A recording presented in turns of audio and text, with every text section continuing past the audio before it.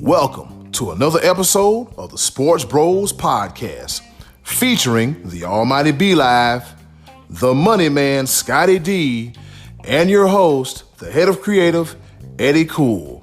And without any further ado, let's give it up for the Sports Bros.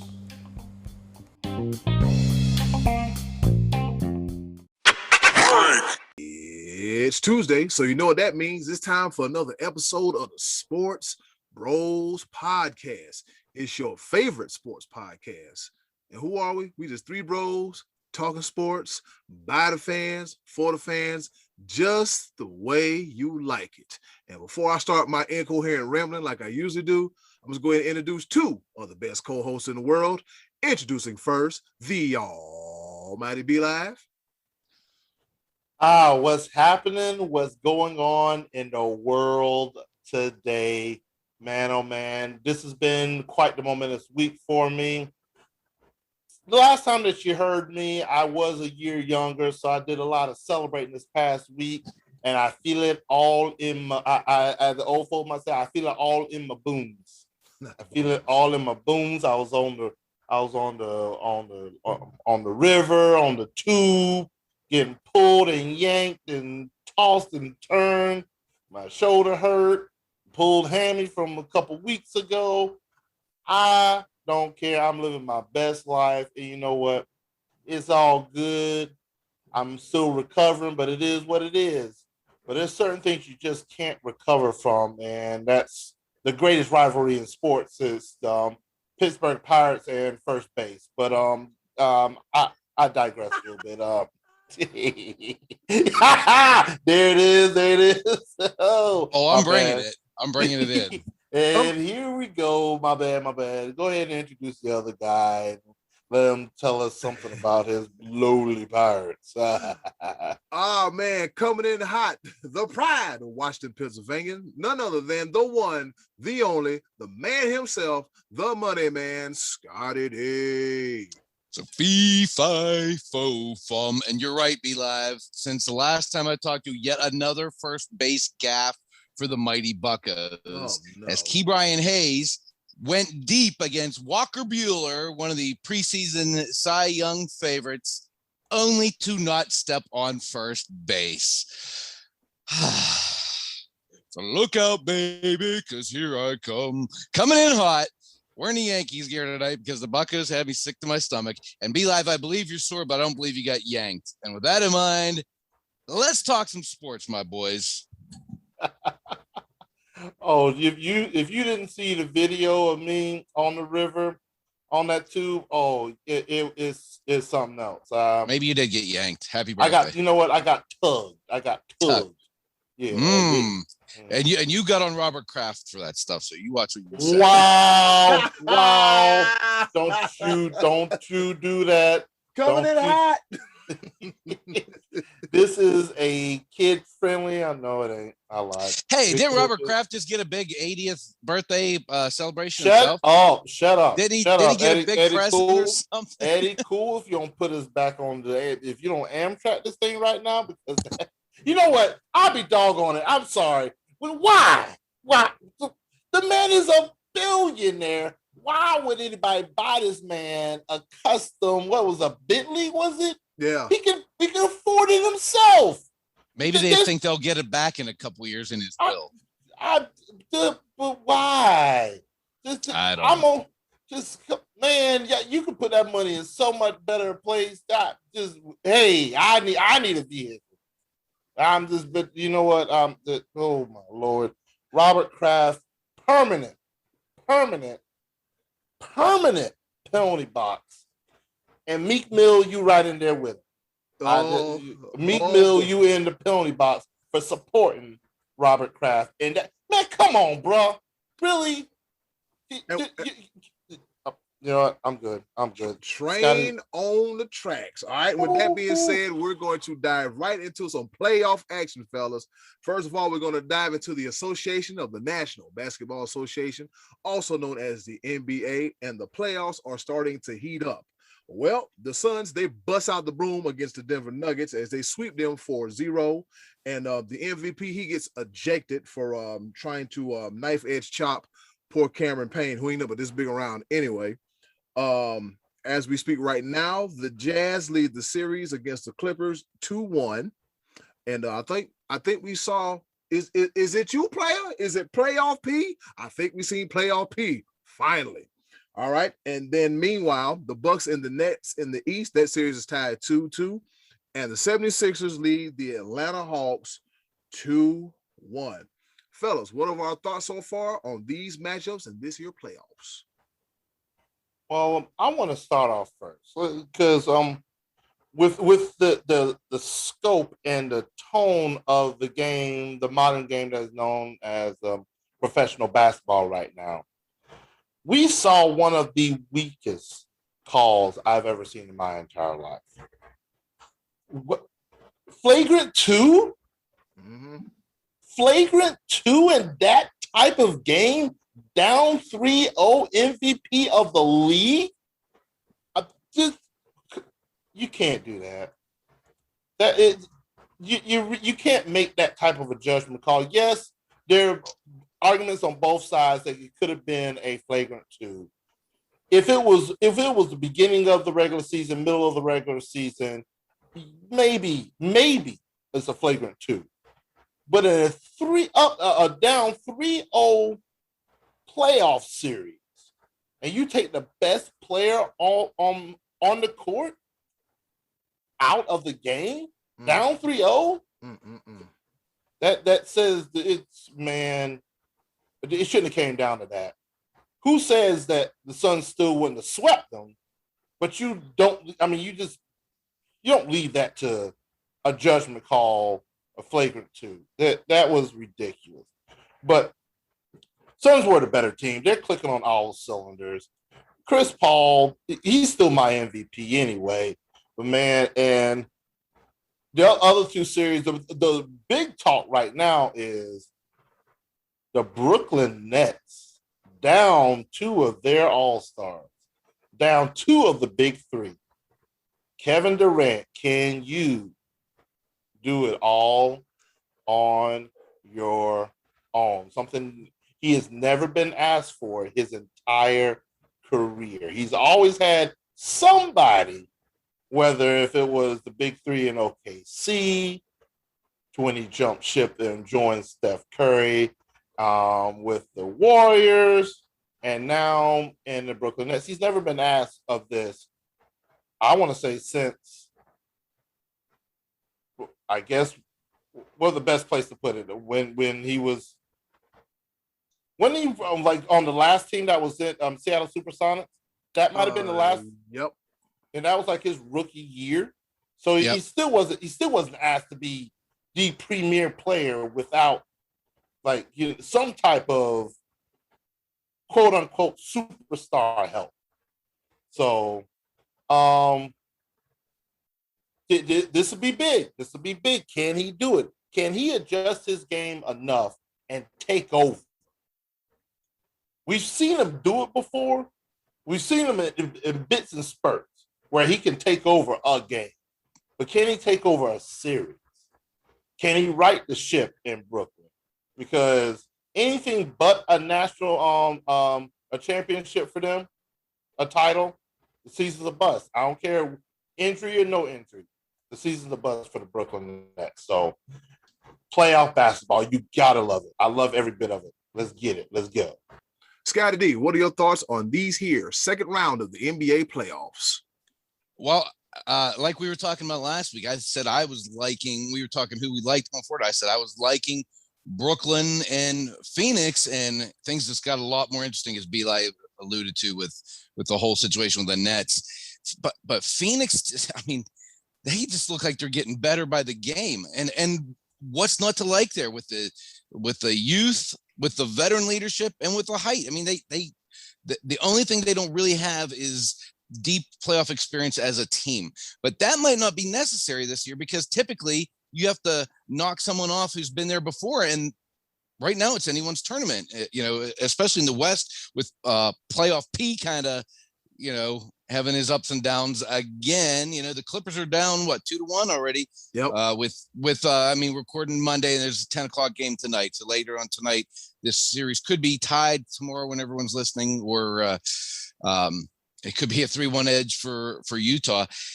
And I still think that Atlanta's not quite ready to take the next step yet. I still like Philly to come through with that. But now the door is wide open if Brooklyn doesn't get their guys back, because if the Bucks come through with that series, and that would be incredible if they did, because I was watching, they were down 2-0 in the series, and in game 3 they were up by 21 in the first quarter, and 3 like 10 minutes later they insisted on just clanking 3 balls, and that's why I have such a hard time watching NBA, because they're just and they end up winning that game 86-83. I think one team shot 19% and the other shot like 20% from 3-point range.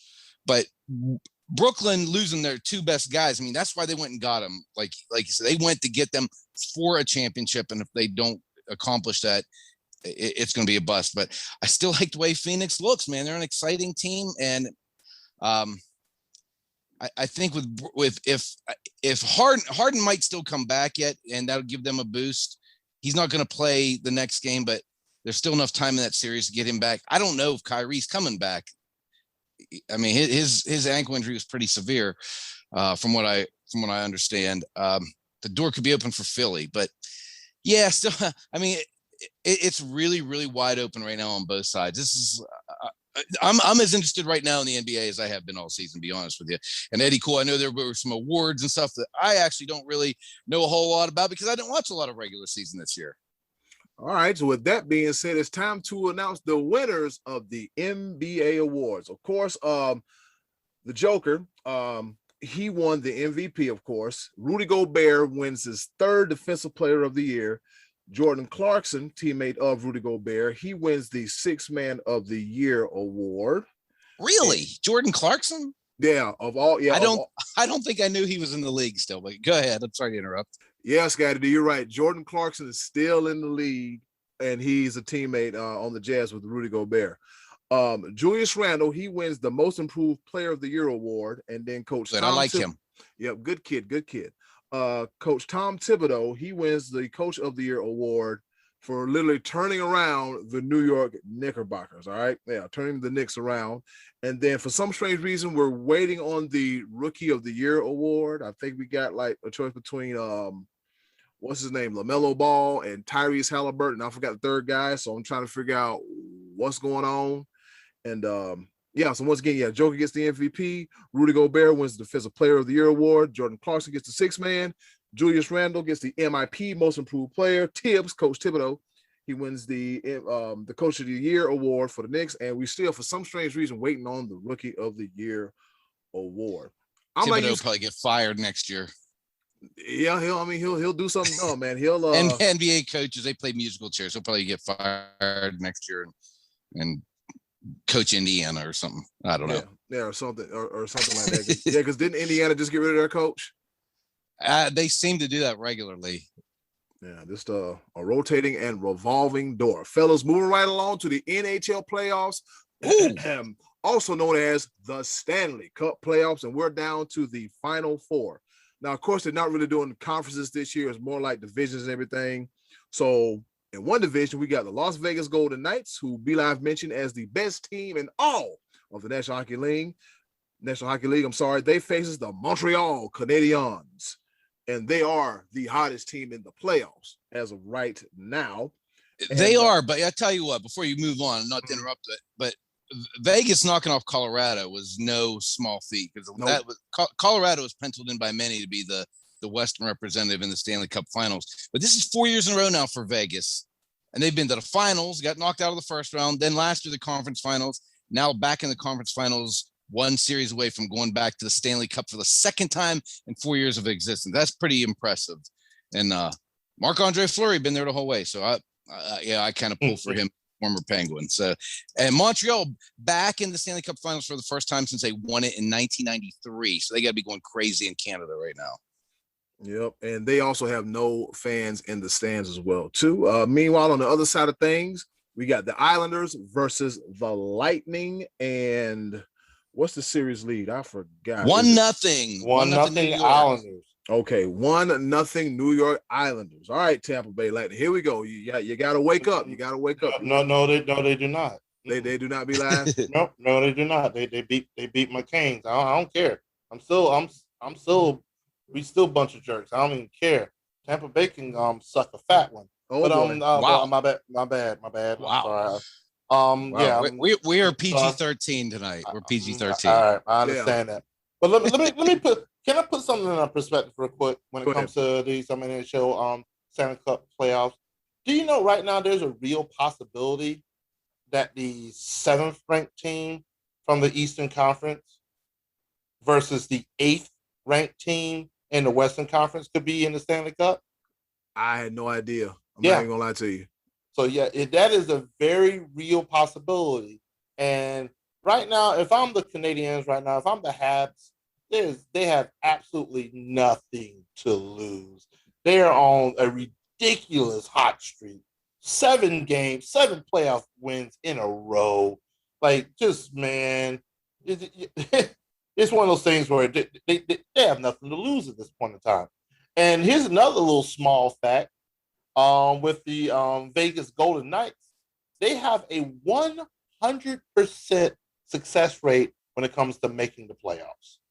They have been in the league for 4 years. They've made the playoffs 4 times. They make the Stanley Cup this year. It'd be the 2nd time in 4 years, as the Money Man already said. But man, just it's playoff hockey. All bets are off. You have no idea what's going to happen. I mean, Tampa Bay was 3rd ranked in their division, turned around and beat the best team in the Eastern Conference. They were hungry. They were fast. I'm just going. That hurt to say. Oh, but it's okay. It's all right. It's all right because my Hurricanes, they've been on a tear. I believe this is their 3rd or 4th straight playoff appearance. I believe we're still building on something. We're going to be in contention next year. It's one of those things like it. We shall see tonight when the puck drops. That's about the way it comes when it comes to the Stanley Cup playoffs this year. Just wait and see. Yeah. Puck drop. Let's go. Let's get it. Gotta love it. Yes, sir. Yep. And that is it for the NHL, aka the Stanley Cup playoffs, fellas. During this past week, Scottie D brought a subject to my attention, or to our attention in the group chat. So let's talk about some good old college football. All right. I know we got some spring games going on, and we probably got some summer, camp and spring training going on and everything.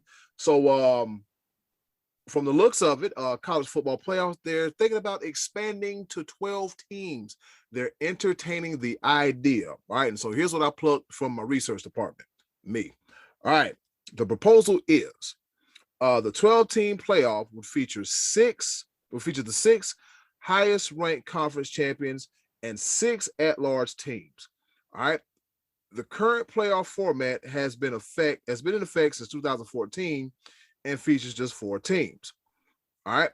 The top 4 conference champions would receive a first-round bye, while the 8 other teams played in the first round at the home stadiums of numbers 5 through 8 teams, and then the 3 final rounds will be bowl games at neutral sites. Be Live, we know you love college football, so how do you feel about a 12-team playoff? You're going to get the same result. I'm going to tell you this right now because I know Scottie D's he's ready to jump on me. Just already to Dabo. Yeah, you already know, but he's going to jump on me for a different reason, because I've been a proponent of the extra game in baseball. I've been a proponent of the extra team in the NFL playoff. I've been a proponent of the play-in tournament in NBA. Why would I not be a proponent of 8 additional teams? Because you're difficult and a contrarian. But go ahead. Here we go. I digress.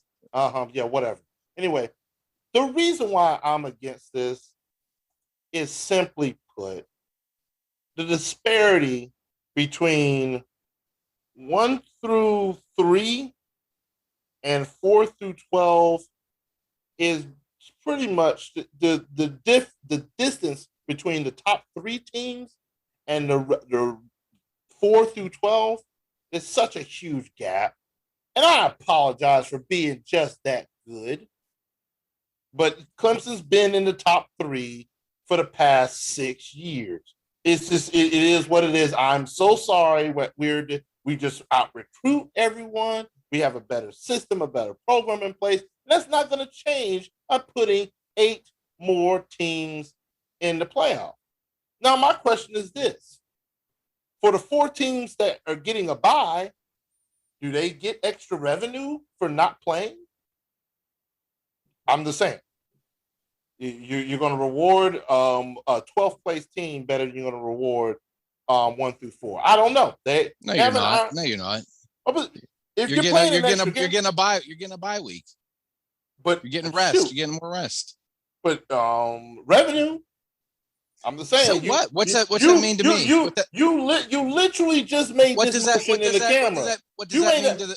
What does that mean to the players? They're not making any money. So what's that mean to them? They are actually. What's the NLI name? NIL name, image, and likeness. Mm-hmm. They're gonna start making some money. But here's the thing. But they're not going to make any more money or any less money by an extra playoff game. That doesn't affect the players. They don't have a salary. Well, understandably so, but travel expenses. I don't know. There's all kinds of factors. I'm gonna take it away from that part. I just wanted to make that point that it's not like the bye week. Congratulations, you're not playing, but are you getting the same amount of the ultimate pool of money that's coming in? Is there going to be more money for the championship team? Is there going to be more money for the conferences when you make it to 12 games? Then maybe I could see it, but you're still, at the end of the day, I don't care how you put it. Just look at the history. 1 through 3 and 4 through 12. There's only been one time there's been an exception. That was Alabama. Let me ask you this question. Last year, Trevor Lawrence got COVID. What if he'd have got really sick and missed 4 weeks and Clemson would have lost 2, and then he's healthy at the end of the season? Would you still think they were one of the best 3 teams in the league or in college football? Here's the thing. Because they would have been, but they would. No. You asked me a question. You're gonna give me a chance to answer it. No, you just don't give me no rhetoricals. No. That's not how any of this. Okay, so all right. Tell me. If Trevor got sick, got COVID, we'd have lost 2 or 3 games. We would not been one of the top 4 teams in the league. We don't deserve a chance. At the end of the year, they may have been one of the 4 best teams in the league. Once he comes back, it's based on record. It's based on record. Right, I'm not going to play both. I'm not going to play both sides of the fence. Now the record's going to allow a team back into this conversation instead of getting. You do realize you're being an oxymoron to yourself, because the same argument you're making right now is the same argument about the NBA that you hated just a couple of weeks ago. So which one is it? I already admitted to it. So you say, the NBA is allowing the 9th team under 500 into the playoffs. A team that's 9th in the conference. We're talking about 12 out of 100 teams, and one team. Nobody under 500 is getting into this playoff. I can promise you that. Of course not. Nobody under 500. That's apples and oranges you're comparing this to. What we're doing here is allowing more teams an opportunity. You're going to give a team a home playoff game on a college campus. That's never been done before. How exciting is that going to be? Sign me up for that. I want to watch that. And once again, the top 4 teams in the country don't get that luxury. So what? They're going to be playing. What do you mean? So what? You're talking about millions of dollars of local revenue that you're not going to have. That makes no sense. This hasn't even been ironed out yet. This decision's not even been made. You think they're not going to get a piece of the pie? They're going to get a piece of the pie. I can promise you. Local revenue is everything. Local revenue is everything. Okay, well then they need to re-iron the 5 spot. Tang can take the 5 spot. Jesus Lord. Don't take the bye week. Don't take the extra time. the top 4 are getting a bye week. They're going to be happy with that. I promise you. These extra games are going to give somebody a home playoff game that is going to be exciting and deserved. They don't deserve the bye week. You have to play an extra game. You're not guaranteed to win at home. Extra home, quote unquote, playoff game. You might as well, once again, I've made this argument so many times, throw away the conference championship. Throw it all the way away. Throw it away. Throw it away. I don't care. Let's play the playoffs. This is better. You think this is better? Absolutely. They got 68 teams play for a championship in college basketball. Obviously, you can't do that with football. And that's the way this is going to be designed, to have more teams given a chance. First round upsets in college basketball are so exciting. People love that. Now you're giving some other team an opportunity. Just an opportunity. They're probably not going to beat Alabama and Clemson, but you're giving them an opportunity now to play for something more than just the Liberty Bowl or a Tire Bowl, Continental Tire. You're giving them more opportunity. There's more to play for now, and more teams are going to be excited. If they would have said we're going to take a 16-team playoff and have one play 16, nobody's getting by. Good. Give me that too. Give me some play. I've been begging for playoffs since I was about 14 years old, and now we're finally getting them. Give me 6, fine, but I'd take 6, because for years I said give me 4 and I'd be happy, and we've had 4, and guess what? It worked. And so now we're going to expand. We're going to do 12.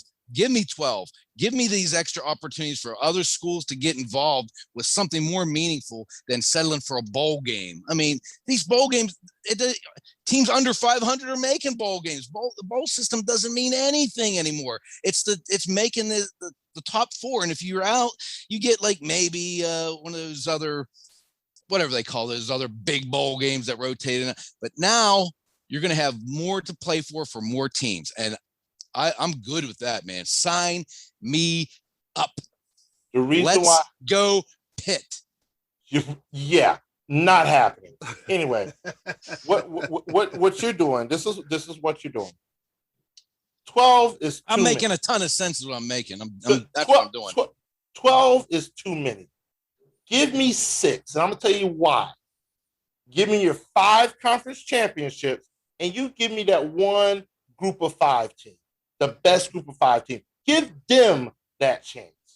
The conferences are set up the way they are set up. There is no reason. I'm going to tell you exactly what's going to happen. The SEC is going to have 4, maybe 5 teams in the playoff. It's going to. There's really almost no purpose of having a regular season if it's going to be just that way, because it's already biased as is. I don't think that's how they're going to set it up. I think they're going to set it up. There's going to be 6 at large. They're going to set it up to have. So if you have one of these teams that, like Coastal Carolina, who goes undefeated, and everyone says they're only undefeated because they had a weak schedule. Well, now we'll find out if they can compete, because Coastal Carolina would probably, that would be the one at large. Coming. That would be they would be in at large. Yep. But it's still. We don't know. We don't know. It's still going to be set up where they're only going to allow 1 at large. I can guarantee that's exactly how it's going to be set up. That's how they're going to have the ranking system.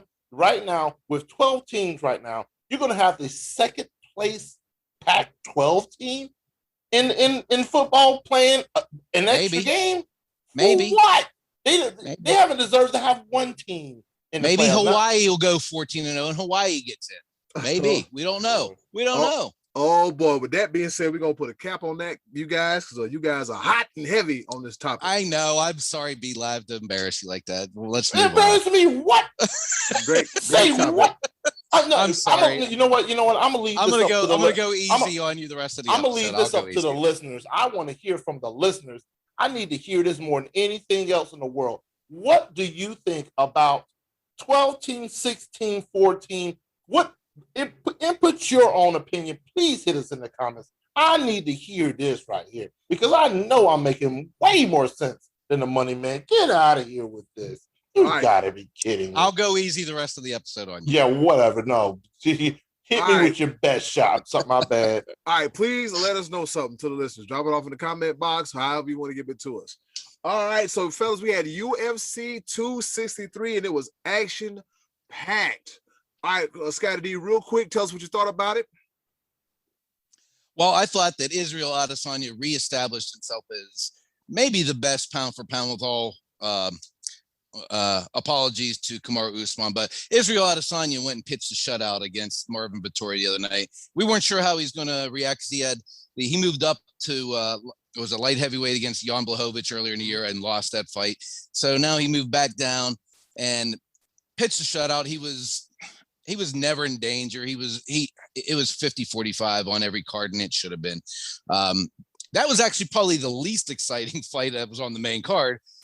Probably the most exciting was, for me personally, was Nate Diaz. I'm a big Nate Diaz fan, and he went through 4 rounds of just posturing and goofing off and not getting serious and getting his butt kicked by Leon Edwards and still almost won the fight. The most exciting moment of the night was when he darn near knocked Leon Edwards out. And personally, I thought he let him off the hook. He pointed at him. He stung him, he rattled his cage, wobbled his knees, and he pointed at him before pressing the action.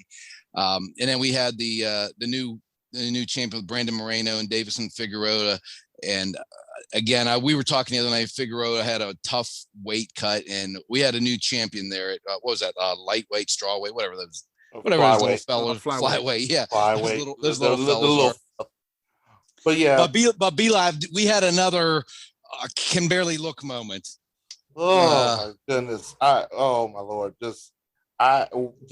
Whoever that referee was, he should not be working UFC because the dude's arm was flapping to the point where it looked like he was tapping out, but he had no control over his arm because all the ligaments and everything that is associated with the elbow were just gone. But long story short, freaking Stylebender, great. Brandon Moreno, love it. I almost jerked a tear. Leon Edwards, he handled his business. He got rocked late, but Nate Diaz, the best defense he had was taunting.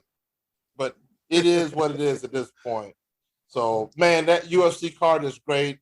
Freaking, I'm what a hot crowd too in Phoenix. That crowd was that. I mean, we really enjoyed watching UFC last year when there was no other sports on, and they were at least competing, in the empty arenas.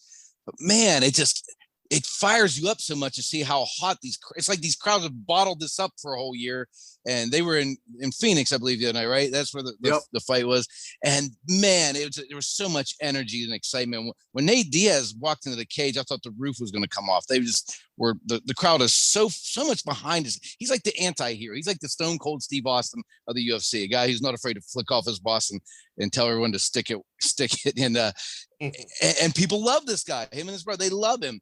And it would have been nice if Hitman would get a win, but Leon Edwards was definitely the superior guy, the superior fighter when it came down to actually getting in the cage and getting it done. I didn't realize Leon Edwards was as big as he is. I guess because I know how I've seen Nate Diaz stack up against other guys in the cage. I was surprised he was so much bigger than Nate. And I mean, I kind of had an outcome on the fight because Nate wasn't really hurting him until right there towards the end. He was just kind of imposing his will. But another fantastic fight card, and Leon Edwards might get the next crack at Kamaru Usman, which sign me up for that. I'd love to see that fight. Yep, sign us up for that. And fellas, guess what? You can sign us up for as well too. Tell me. What is it? It's that time once again for our favorite portion of the show, the choices of the voices. And with that being said, hey, yo, Button, hit it. And now, our favorite part of the show, the choices of the voices. Once again, thank you to the wonderful and ever so lovely Ms. Button for introducing our favorite portion of the show. You heard the lady. It's the choices of the voices, where we ask the questions and you give us the answers. We give our answers, and sometimes we'll pick at you. We'll have fun. But as I said before, it is all within good fun. With that being said, Scottie D, what's the question for this week's choices of the voices? All right, we went along with baseball this week, and I guess most people don't like baseball because here's the question. Your favorite baseball team is winning in the 9th inning. Who do you least want to see come to the plate against your team? I had a little list in my head, but we only had a couple replies, a couple good ones. The ones that we got were very good. So Eddie, cool. Let's talk through these things. Let's see what we got here.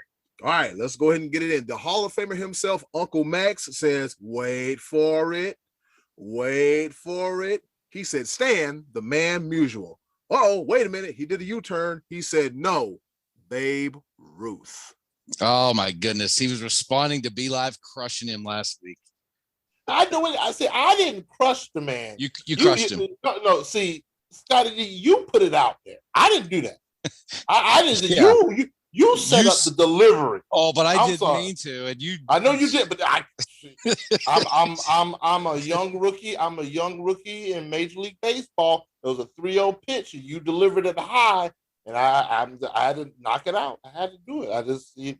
I'm gonna catch some flack for it, but I'm trotting around these bases, and I'm proud of it. It's a good thing Uncle Max has a good sense of humor, and he'll say he can deal with the likes of you. Oh wow! It's just me now. Okay, I see what it is. Uncle Max, you already know how much we all love you here, and it's all in good fun. Thank you again for the birthday shout out, man. Love you, and hey, yeah, yes sir. Max Fly, I'll see you in July. Coming down to see you in a couple weeks, buddy. Yeah, hear that, Uncle Max? You about to have you some company. All right, moving right along. We got Martin Tracy, Matty Ice. He said, I could name a few obvious ones like Barry Bonds, Manny Ramirez, David Ortiz, but my pick, and I've seen all these guys hit in high-pressure situations, is Gary Sheffield, all right? His swing is so fast and powerful. He used to absolutely crush the ball, all right? The ball sounds different, like an explosion coming off of his bat. So we got one for Gary Sheffield. Yeah, I know we mentioned this once before, but that dude had, like, to me, the fastest bat I had ever seen. His bat speed was incredible. I never saw a guy pull the ball, like, just hit so many foul ball line drives, like, down the left field line, because he was so fast with his bat speed. Yeah, man, that dude was that dude. He did have some explosive pop on that stick. You remember how his stance was? He come up to the bat and he come up to the box, and the bat would just start. He looked intimidating. Yeah, he just handled the bat different than anybody else, you know. And he got so much torque. Yeah, on that bat swing, it was ridiculous. Like I tried to do all this and everything like he would. And it's like how, like, I know I had to do the traditional step and drive field. I don't understand how he. Like, that takes tremendous power in your wrist and your forearm region. Like, it was ridiculous how he generated so much bat speed. But yeah, I can appreciate Matty Ice answering that because Sheffield had a little run there with the Yankees, and Matty Ice being a big Red Sox fan, so I can imagine him not loving seeing Sheffield up if the game was on the line. Yeah, he also played for the Braves and played against the Braves when he played for the Marlins. So it was like, I remember when I first saw Gary Sheffield, I was like, oh boy, here we go. When he used to play for the Marlins, and then he go for the Braves. Come on, Gary, let's put it out the park. What we doing? Put it out the park. Let's get it out of there. Get it in, get it out, and get it gone. All right, the best name in the game, JoJo Comfort. He says, there are so many to choose from. My top two would be Tony Gwynn and Ichiro Suzuki, all right? But I have to give the nod to Ichiro. There's no place on the field that's safe when he's in the batter's box. He always made contact and was never anything even resembling an easy out. Ichiro Suzuki. This is interesting. His two picks, the guys he mentioned, Tony Gwynn and Ichiro, are two of the guys whose lifetime batting averages were super high, but we're not power guys. And, you tend to think who scares you the most is the guy that could come up and knock one out of the park. And these guys are just guys that wouldn't strike out, which makes total sense. And like you said, there's no place on the field safe when Ichiro's in the batter's box, because he would actually sometimes like walk through the batter's box as he was swinging the bat. I mean, it was a very unique batting style. And those guys, again, high average, high contact hitters. So I thought that was a very interesting answer. Yeah, I agree with it because, again, they were so sound in the batter's box. Like, it wasn't something that they didn't lack for power.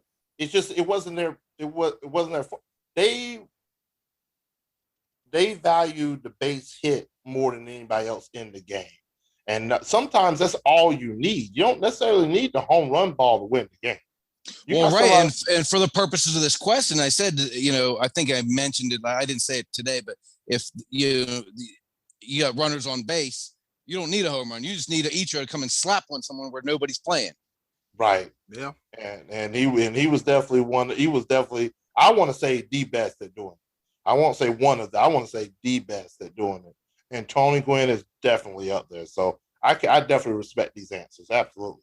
Yep. Speaking of respecting answers, Scottie D, who's your pick? Matty Ice, you're going to like this one because back in the early 2000s when the Yankees and Red Sox were trading division titles, I dreaded the sight of Big Papi David Ortiz coming to the plate. Ooh. As a Pirate fan, everybody scares me. I think everybody's going to get a hit off the Pirates. But when it comes to the Yankees, and they're playing in the postseason every year there for a few years. It was Yanks and Sox, and even there was an electricity for the regular season games because so much was on the line back in the 2002, 3, 4, and that little time period. And everyone used to say, "Oh, you got to watch Manny Ramirez." And Manny, as tough as he was, he just didn't scare me like Big Papi. There was this time I felt like Big Papi's getting a hit every time he came up in those Yankee Red Sox rivalry game, and I couldn't stand that. I was like, walk him, don't give him the Barry Bonds treatment, put him on, don't let him. And then I'd watch the ball sail over the right field wall. Oh, that made me crazy. So Big Papi is a guy who I felt for a time there was never going to make it out against the Yankees. How about you, B-Live? Who you got? Well, I'm gonna do something just a little bit different because I want to pay homage to one of my favorite players of all time, and also I want to say who I fear the most. Because most people will say who they fear the most would be an opponent. One person that struck fear in my heart for a good reason, actually, played for my favorite team, the Braves, would be one by the name of Chipper Jones. Larry Wayne. Yes, sir. And the reason why I say that is because Chipper Jones will go down in history as one of the best switch hitters in the game. He had power from both sides of the plate. Career 303 average. And one thing that a lot of people don't really realize about Chipper Jones and how great he actually was is because for the majority of the time that he played for the Braves, he was overshadowed by the greatest pitching rotation ever in the history of the game. Like, a lot of people don't realize he was on the same team as your Tom Glavine, your John Smoltz, Steve Avery, Greg Maddux. Like, he was John Rocker. Wow, let's not do that. Let's not Crazy do that man. Let's not do that at all. You will not. I'm about sick of you. But man, like, he was a threat at both sides of the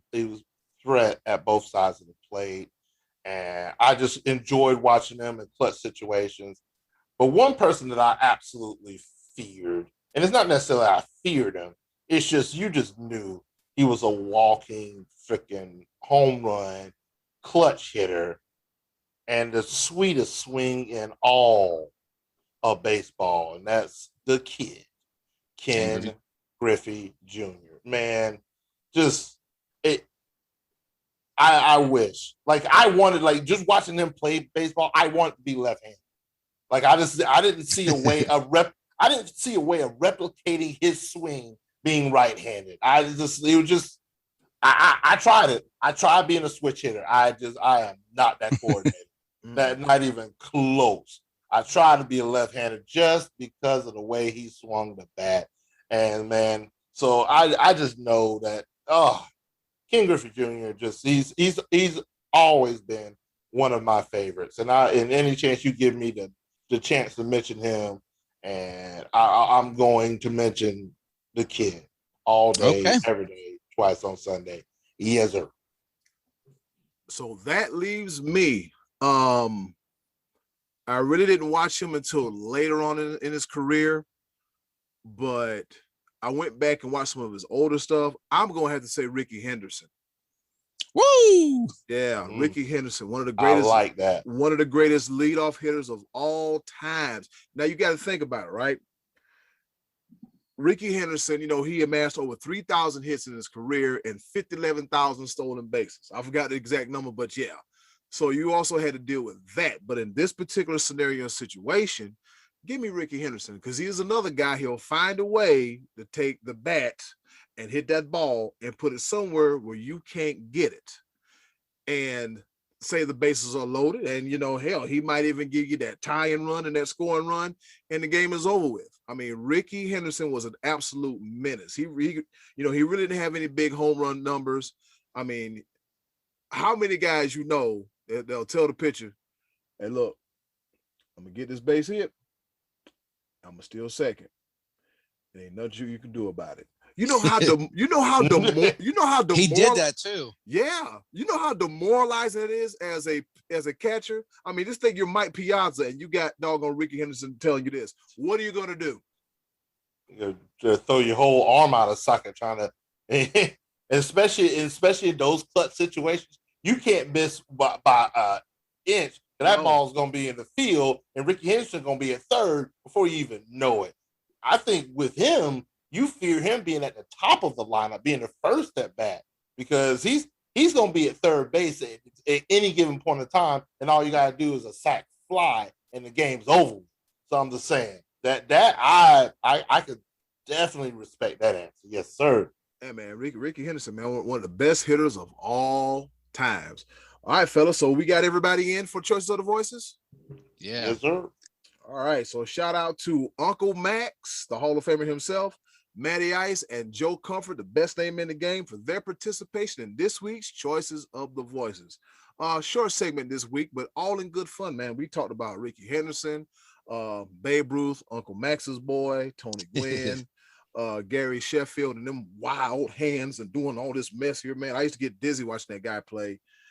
And Tony Gwynn and Ichiro Suzuki, or as they say in Japan, Suzuki Ichiro, because the last name is more prominent than the first name.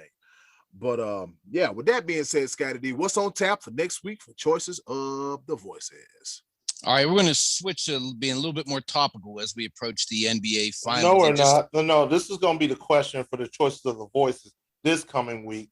What do you think about the NCAA college football playoffs? Do you believe it should be 2 teams, 4 teams, 6 teams, or 12 teams? That's going to be the question. I'm taking over Choices of the Voices. That question week. sucks. No, we already know it should be 12. I want to know the answer. I want to know what the voices have to say about that. Hey, go do that on What Happened Wednesday, whatever it is you do when you sitting around scratching your belly. But the question for next week. The question for next week, we're going to get into the NBA and ask you to name one of your favorite memorable moments from NBA Finals history. Ooh. Favorite historic moments from NBA Finals. And try not to just say Lakers stuff, because I know that's probably what everybody's going to do. But good chance I might. Anyway, that next week. Eddy will give us something to talk about. Favorite memorable moments from the NBA Finals. We know y'all. We know good and well. Y'all watch some basketball, not a whole lot. I know y'all watch some playoff basketball too. I can think of 3 or 4 memories off the top of my head, but I said for next week's edition of the Choices of the Voices. Come back next week and have some fun. We'll have some more answers and might have some more jokes. You never know. Here on the Sports Bros Podcast. Okay, boys, let's bring it home with a round of pepper. Yep, you heard the woman. It's time for us to get the hell up out of here and go home. But before we go, we're going to hit you with another round of pepper. You know how we do it. We talk about 3 topics, rapid fire style, kind of, sort of, not really. We're here to enlighten, educate, entertain, and do all of the above. All right. With that being said, I'll go first. All right. In this day in history, back in 1991, former New York Jet Mark Gastineau wins his first pro boxing fight in 12 seconds. Because of course, we had like Floyd Mayweather and one of the Paul kids, and that was just a hug fest. But yeah, Mark Gastineau knocked him one out on this day in history, damn near 30 years ago. Over to you, Scottie D. Well, I'm going to just pick up right there where you left off. Floyd Mayweather is usually the bad guy. He's the heel, so to speak. But this past Sunday, it seemed like everybody wanted to see him knock this Logan Paul kid out. It was a sloppy, uneventful fight that left fans feeling pretty disappointed because Mayweather did not knock him out or get knocked out. But this is Mayweather's like 18 years older than this kid. He's like 40 pounds lighter than this kid. 10 years ago, Mayweather wasn't knocking out the small dude he was fighting. So I'm not sure why everyone was expecting him to knock out a bigger guy in an exhibition fight. But the celebrity boxing thing, I think it could be hitting its peak right there, because if you're one of these Paul guys, who else is like more of a draw than the greatest fighter of our generation here? This kind of thing comes and goes. It came and went with Gastineau, and you had a butterbean thing going on for a few years there. He was fighting here and there. I will say this about these Paul brothers. They are actually drawing some interest to boxing. There's a very good boxer named Badu Jack who fought the other night and probably had a lot more eyes on him than he ordinarily would because of these Paul guys that are kind of rattling the cages right now. But anyway, Jake Paul's fighting Tyron Woodley here in a few weeks. Like everyone else, I'll be rooting for him to get knocked out as well. But anyway, more money for Mayweather. Be live, over to you. The rich get richer. All right, I'm gonna give this Floyd Mayweather thing 17 seconds. I'm gonna get to my actual pepper point. Floyd Mayweather did knock was the Logan Paul that he fought. I don't even really pay attention. He did knock him out and then held him up. There's a viral video. Check it out. But that's not what I want to talk about. I do not want to give that any more time today because it was ridiculous. So we've had a crap ton of no-hitters in Major League Baseball. And MLB said, hold on, wait a minute. Enough is enough. Something's really going on.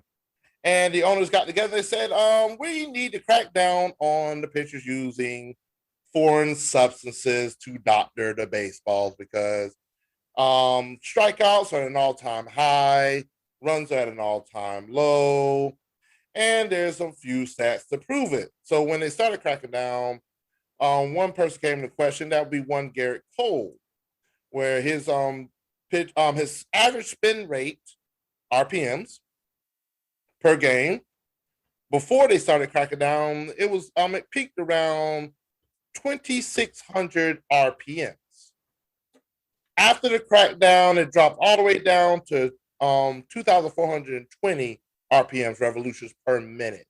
That's a lot of spin that came off of the ball when they started cracking down on foreign substances. And I wonder why. What has really been going on? And so there's going to be yet another black eye when it comes to Major League Baseball and trying to get the upper hand. And Rob Manfred, I'm going to need you to do better, get control over something. Eddy Cool, Dr. Baseball. All right, so here we go. We got Roger Goodell. He's the chief knucklehead in charge, and a close second, good old Rob Manfred. Scottie D, hold on to your trousers for this one, because guess what? The return of the United States Football League. Oh. Yes, that's right. Yes, another spring football league. All right, so here we go. It'll be relaunching in 2022 with 8 teams.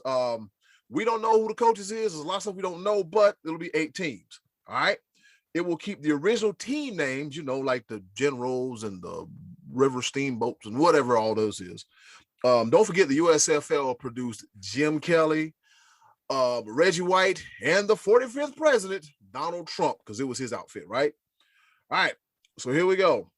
Brian Woods, the co-founder of the new USFL and the CEO of the Spring League, the Spring League, he says, we look forward to providing players a new opportunity to compete in a professional football league and giving fans everywhere, Scottie D, fans everywhere, all of us, all right, the best football viewing product possible during what is typically a period devoid of professional football. So I didn't do it this coming time. next year we'll be up. I know, but hey, this is what we're doing. So we'll be up. Yeah. So we'll be up to 3. Exhausting. 3. It's exhausting talking about other football leagues. So we'll be up to 3, kind of 1, 2, 3 professional spring leagues in 2022. The XFL, the Spring League, and the return of the United States Football League. Over to you, Scottie D. Yeah, I did so well the first time 30 years ago. What in the what? I mean, why? What's come on? I mean, seriously. I didn't even know about this till you guys told me this. Come on. Anyway. Spring, like we need spring football. For crying out loud. All right. Let me talk about a sport that B-Lab has already touched on that goes on in the spring and summer because it's supposed to, and that's baseball. Baseball traditionalists aren't super crazy about the pimping of the home run, the bat flips, and all that stuff. You know, it's kind of the newer, younger generation. You know, you don't really want to show up the pitcher. One pitcher who seems to be kind of into that, though, is Trevor Bauer, who also saw his spin rate drop just recently as well. However, after walking Ronald Acuna in the first inning, Acuna gave him a little bit of a bat flip on a walk. So Trevor Bauer, who before the season said, I'm going to strike this dude out with one eye shut, did just that with the next time he came up the bat. I think he had a 1-2 count on. He shut his right eye and he threw it by him for strike 3. So, again, spin rate wasn't working. The Braves would win that game 4-2 anyway. But kind of a show 'em up moment back and forth there, a little back and forth between Acuna and Bauer. Be live. Over to you, my friend. And I think Albert Pujols got a couple of RBIs in that game too. Yeah. I ain't mad at him. I ain't mad at him at all. The Braves win. Oh yeah, chop on, baby. All right, so this story right here is near and dear to me, and it's a little bit upsetting because I think there's nothing bigger in this world, especially in the world of sports, when it comes to someone that is serving their country, but yet they're talented enough to make it to the pros. And there's very few and far between, but United States Naval Academy midshipman Cameron Kinley got signed as an undrafted free agent for Tampa Bay. But the United States Navy won't let him delay his commission. So part of graduating from any of the service academies, West Point, Air Force Academy, or Naval Academy, is that upon graduation, upon commission, you have to serve a minimum of 5 years as an officer in the respective services. Well, there's an exception to every rule, and there's been times where they've delayed the commission. You still have to serve your 5 years, but you can serve it in the reserves, time on, time off, et cetera, for exceptional situations. And the biggest issue is that there have been others before him that were given the exemption and served after their respective pro careers and still maintain their commitment. I'm all for, hey, you sign the dotted line. Yes, you will serve your commitment. But when an opportunity like this comes up, come on, Navy, come on, I need y'all to do better than this. Let the man play football, and then he'll come back and serve his country, and in some form, shape, or fashion. He's never denied saying that he wouldn't serve or didn't want to serve. But you get a once in a lifetime opportunity to play professional sports, and now it's a technicality. And so now it's going to there's going to be some letters to some senators, and there's going to be some moving and some shaking. Hopefully, Cameron Kinley can get to play in the NFL, whether if he's good or not. Either way, he still is going to serve his country. Let the kid have his chance right now, and hopefully the Navy will make the right decision. Eddy, cool. The ball. Third and final pepper point. Yeah, give that man a chance. Third and final pepper point. This day in history, back in 2018, the NBA Finals. The Golden State Warriors claimed their third title in 4 years in a 108-85 win over the Cleveland Cavaliers as they sweep them, 4-0. And the MVP is Kevin Durant for the second straight year. Now, we might remember this finals between LeBron and J.R. Smith. Oh, yeah, the free throw rebound and forgetting the clock. Yeah. When I saw that, I'm like, you know what? It's over with. It's done. It's done. You made a mental gaffe. Too much Hennessy will do that to you. Over to you, Scottie D. He's still celebrating from 2016. Go ahead, Scott. All right. So B-Live mentioned that you don't always get to break the rules, and there was a rule that affected the PGA this past weekend when Jon Rahm had to withdraw after round 3 at the Memorial because he tested positive for COVID. Now, evidently, he had been in contact with someone earlier in the week that had COVID, and he knew going into the week he was going to be tested all week, and he tested negative all the way up until Saturday. The problem was when he walked off the course on Saturday, he was minus 18 and had a 6-shot lead. He was closing in on the tournament record, but the PGA wouldn't bend. They wouldn't let him. I mean, they kind of had to stick to a rule because they've made other people withdraw earlier in the year, and the rule was the rule. So Rahm was not allowed to go out and play as a single on Sunday. He flat out had to withdraw, and Patrick Cantlay would win in a playoff. Crazy thing is that cost him a little over $1.6 million. God. If only he had been vaccinated sooner. Oh boy. B-Live, over to you. Oh, hopefully he can afford to eat this week. I hope Jon Rahm has enough money in his account he can buy lunch. That hurt. Because with the withdrawal, because he made the cut and everything, so he was already in the money. He was leading the tournament. It was in the bag. Yep. It was in the bag. Ooh, good God from everything. He doesn't even get the minimum for making a cut, like even on a DQ, nothing like that. I don't know, but I know the winning purse was like $1.67 million or something. So he didn't get that. What he walked away with, I'm not entirely certain. God. But I'm just like, yeah, can a brother get a ham sandwich or something? Man, woo boy. All right. So yeah. All right. This is a feel-good story for my third and final pepper point because I'm a little upset about the Navy, but this right here is a feel-good story. For those that may or may not know about Greg Olsen, he's retired from the NFL.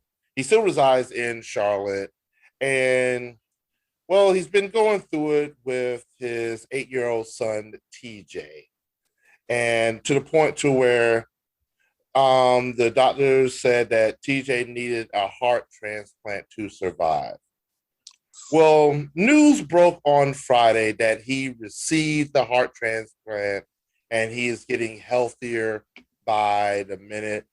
Greg Olsen reached out via social media, and he just said basically, and via social media, TJ actually said, "Hi, everybody. Thank you for thinking of me. Thank you for praying with me. We love you guys. Bye." If there isn't a tearjerker, amazing moment, because I mean, man, thank you to all that are organ donors. I am I haven't died yet, and my organs might not be that well. It might be polluted just a little bit, but just for those that are organ donors, this is the reason why that a child gets to continue to live. Thank you so much. My heart, my prayers, my congratulations, everything goes out to the Olsen family. Man, love this story. Absolutely. That's a good one to finish us up on, buddy. I like that one. Yep, that's a good old feel-good story. Well, with all that being said, it's been another episode of the Sports Bros Podcast, episode number 111. Y'all thought I forgot, didn't you? But I didn't. Episode 111 in the books. Fellas, you got anything to say before we get the hell up out of here? Islanders hold on to win 5-4. They're leading 3-2. And Marvin Vittori and Israel Adesanya coming up. I believe that's this weekend, right? Oh, this weekend coming? It's this weekend. This weekend. Okay. UFC 263 coming up here. I think that's this weekend coming. And just that. Oh yes, that is. I can't wait for that. Yes, June 12th. That's it coming up. And I am not working. Oh my goodness, it's about to go down. And just to finish off, because I really don't think that All Rose Lee DeChambeau really got much room on this show, and Scottie D just left. But and he's back. I'm here. But yeah, just because I can. oh, go Tigers! And yet another addition to the Eddy Cool Stank. You told us the nice collection. heart. You told us the heart story, and we were all feeling good. And Nope. You had to ruin it. Nope. That was a long fart. And with that and in closing, do something nice for yourself. And if you can, do something nice for someone else, kind of like what you did for Greg Olson's son. They'll greatly appreciate it now more than ever. Be a blessing, not a burden. Y'all be good. Take care. If you get a vaccine, please take care of yourself because it kicks your butt. I barely got through this podcast, but I did it. It's been another episode of the Sports Bros Podcast. Bye. See y'all next time. Caroline. Good.